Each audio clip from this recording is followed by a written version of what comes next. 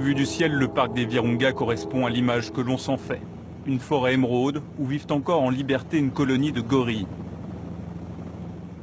C'est aussi le sanctuaire de groupes rebelles qui sèment la terreur à l'est de la République démocratique du Congo, comme ce matin à Eringeti, une ville en bordure de la jungle. Lui, c'est le seul qui avait une Kalachnikov. C'est un Maï-Maï? Maï-Maï, oui. Les Maï-Maï, c'est l'une des 40 milices qui peuplent le Nord Kivu. Les militaires congolais viennent de les repousser. Ils ont essayé de nous jeter des pierres, mais on les a tués. Nous, l'armée, on est là. Tous ces gens-là vont disparaître, vous voyez. Bravo les gars. Surtout, restez bien dans le secteur. Restez dans le coin. Curieuse attaque de Maï-Maï venus des villages voisins combattre à coups de pierre des militaires lourdement armés. Les quelques prisonniers sont exhibés ici avec leur arsenal dérisoire. Nos chefs nous ont donné du sable et des cailloux, en disant que ça pouvait devenir une bombe.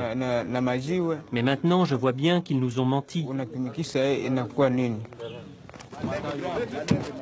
D'après les villageois, cette attaque de Maï-Maï ne doit en fait rien au hasard. Si les militaires d'Eringeti ont été pris pour cible, c'est qu'ici, beaucoup pensent qu'ils collaborent en secret avec les plus grands massacreurs de la région.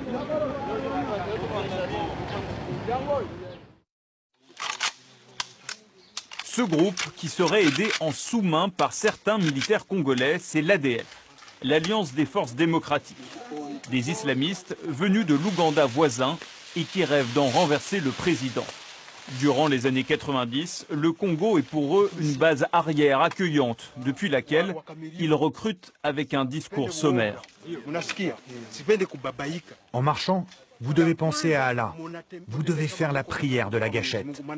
Connaissez cette prière? Récitez-la. Si vous récitez bien ça, vous savez que Dieu est avec vous, il ne peut rien vous arriver de mal. Quand vous tuez, ne vous dites pas que c'est vous qui tuez. C'est Allah qui vous guide.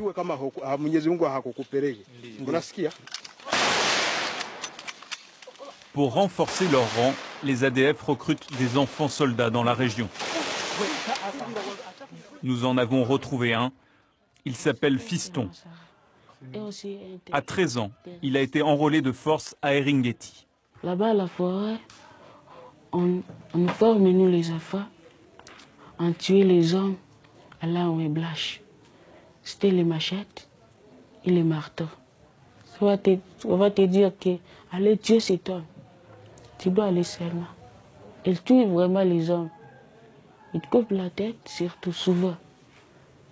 Et la main aussi. C'est comme ça. Tu l'as vu, ça? Oui. Ces scènes d'horreur débutent fin 2014 à Eringeti, quand la RDC se décide à chasser les ADF. Les massacres s'enchaînent avec une régularité de métronome.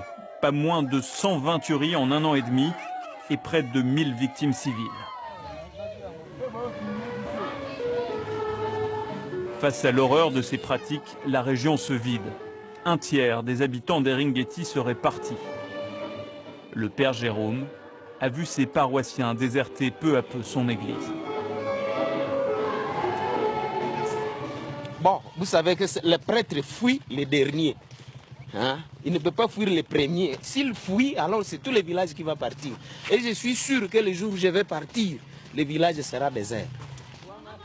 Le père Jérôme est révolté. Non seulement les villageois fuient les ADF, mais en plus, ils craignent les militaires congolais, car certains profitent de la menace rebelle pour commettre des exactions. Cette femme, ici à droite, a vu son mari assassiné par des hommes d'un bataillon d'Eringeti qu'on appelle les hindous. Ce sont les hindous. Ça veut dire quoi, les hindous? Les hindous, ça doit être des militaires. Il dit que ce sont des militaires qui sont sur place. Des militaires qui gardaient, c'est ce qu'elle dit. Militaires congolais, non? Militaires congolais. Et comment on peut expliquer que des militaires de votre pays tuent des gens de votre pays? Bah, voilà, c'est là le problème. Personne ne comprend. Parce que d'après elle, ce ne sont pas des ADF. Peut-être que ce sont des militaires qui se transforment en ADF. Mais d'après ce qu'elle donne comme témoignage, elle dit que réellement c'était des militaires des hindous. Hindous, ce ne sont pas tous les militaires congolais, mais une brigade stationnée à Eringeti, régulièrement accusée d'intelligence avec les ADF. Malgré les suspicions, la vérité n'a à ce jour jamais pu être établie. Il y a eu un procès pour juger les assassins? Qui peut faire un procès au Congo? Les droits de l'homme au Congo, ça, en tout cas au niveau des militaires, ça n'existe pas. Parce que si vous osez le faire, on peut vous tuer. Tout le monde a peur d'être tué, on ne veut pas se sacrifier. C'est pourquoi on préfère se taire. Est-ce qu'il y a eu un procès? Pas de procès. On l'a tué sans procès. Quel est le pacte qui lie certains militaires et des rebelles d'ADF? Nous prenons cette route de bitume qui longe la jungle où opèrent les ADF. À 30 km d'Eringeti, nous voici à Oicha, une vaste bourgade.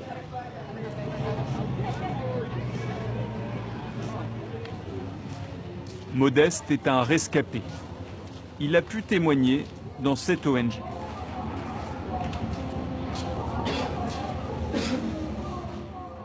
Ils les ont coupés ici.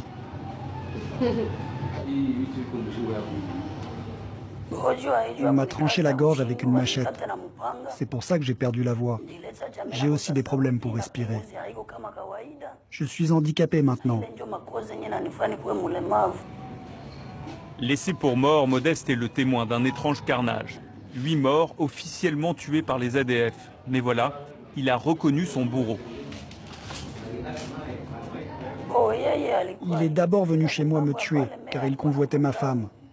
Mais ensuite, il s'est rendu chez d'autres personnes du village pour les tuer. Il avait tout un programme. C'est bien un major congolais et ses hommes qui se sont fait passer pour des ADF.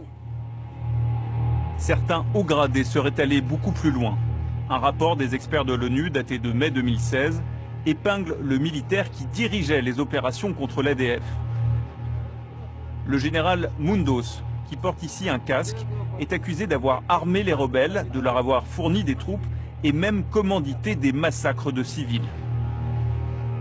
Muté dans une autre région, il nie toute implication.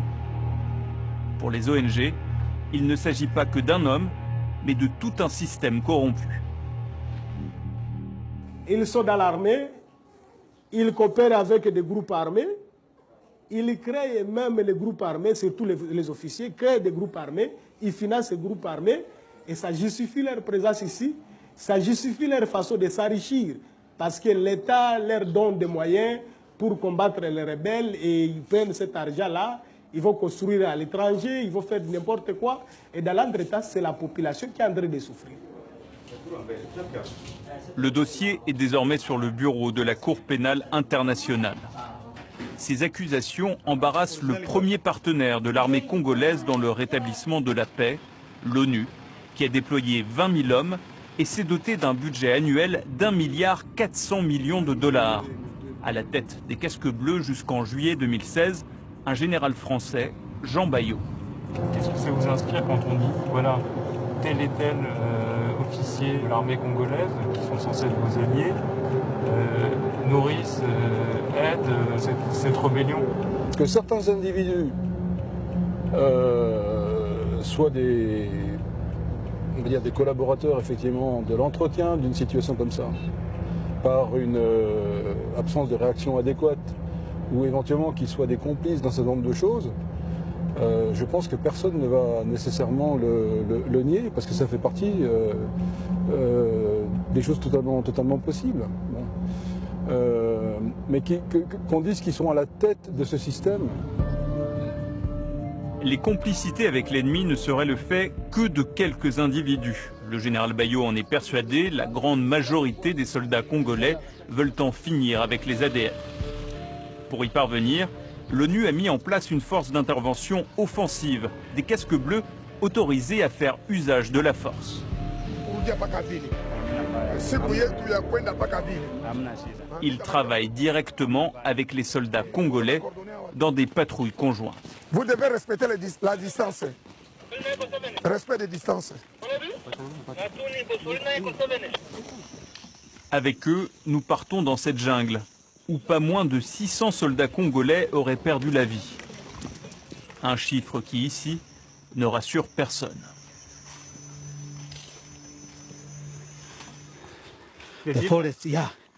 C'est très dangereux, cette forêt.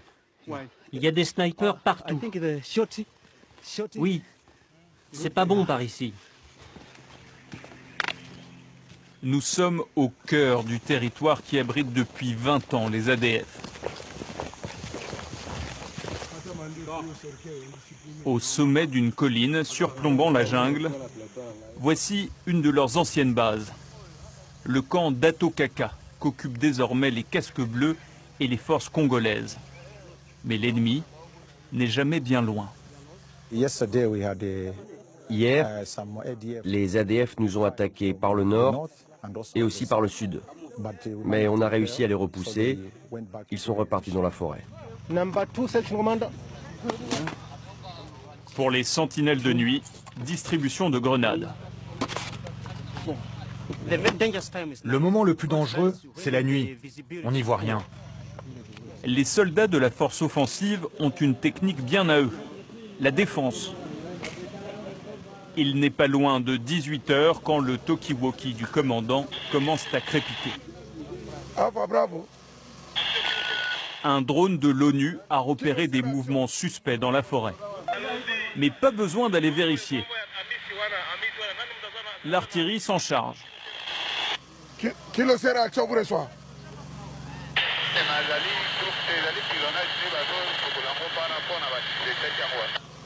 Ok, basukola yango, moto mwaza kuna te basukola yango à vous. 40 minutes plus tard, les canons de l'ONU entrent en action. Ok, fanya kwa hiyo. Aningani. En 1 heure, 25 coups de canon seront tirés contre les ADF. Les images n'existent pas. Les troupes n'iront pas chercher les corps. Drôle de guerre où l'ennemi reste toujours invisible.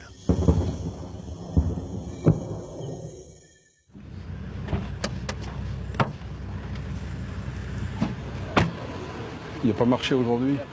Retour à Eringeti, avec le général français Jean Bayou. Aujourd'hui, il vient s'expliquer devant l'administrateur de la ville. Bonjour, comment allez-vous? Ça va bien? Chaque jour, on entend un bombardement par-ci, un bombardement par-là. Mais on se demande bien où peuvent tomber toutes ces bombes. Parce que l'ennemi, ça ne l'atteint pas, il est toujours là. Il n'a pas disparu. On n'y comprend rien.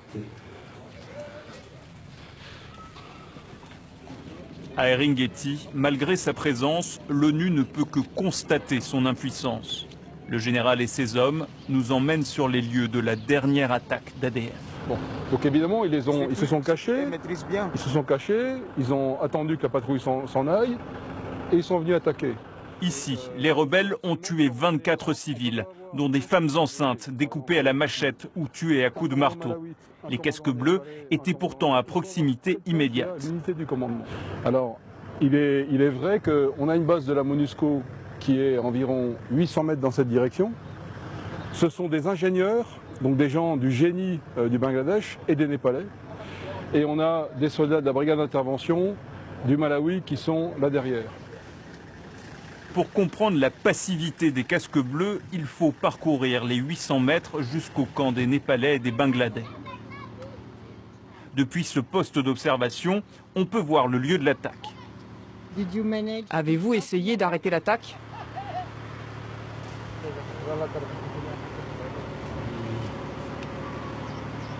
Silence gêné des casques bleus. Pourquoi l'ordre d'intervenir n'a-t-il pas été donné? Dans ce faubourg frappé par les ADF, vivait Espérance et sa famille. Cette nuit-là, elle a tout perdu. La MONUSCO est ici, tout près. Et dans le village là-bas, ils ont tué 7 personnes de ma famille. Mon père est la 8e victime. Je voudrais que les soldats de la MONUSCO partent. On continue à tuer ici. Ils ne servent à rien. Pour les casques bleus népalais censés protéger la famille d'Espérance, le moment est venu de renouveler leur contingent. L'occasion d'une grande fête qui réunit le gratin de la force internationale. Merci pour tout ce travail et bonne chance pour la suite. Des médailles, une parade et pas un mot sur les échecs de la mission. En RDC, l'ONU compose avec des troupes qui rechignent au combat, alliées à une armée congolaise aux jeux troubles.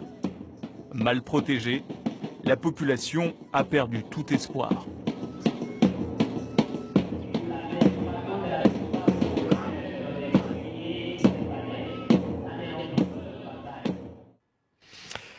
Béni, la sale guerre des casques bleus. Voilà donc pour ce reportage signé Charles Amtaz et Peggy Bruguière, reportage que vous pouvez revoir sur notre site internet. C'est la fin de cette émission. Merci de l'avoir suivi. On se retrouve la semaine prochaine pour un nouveau numéro de Reporter sur France 24.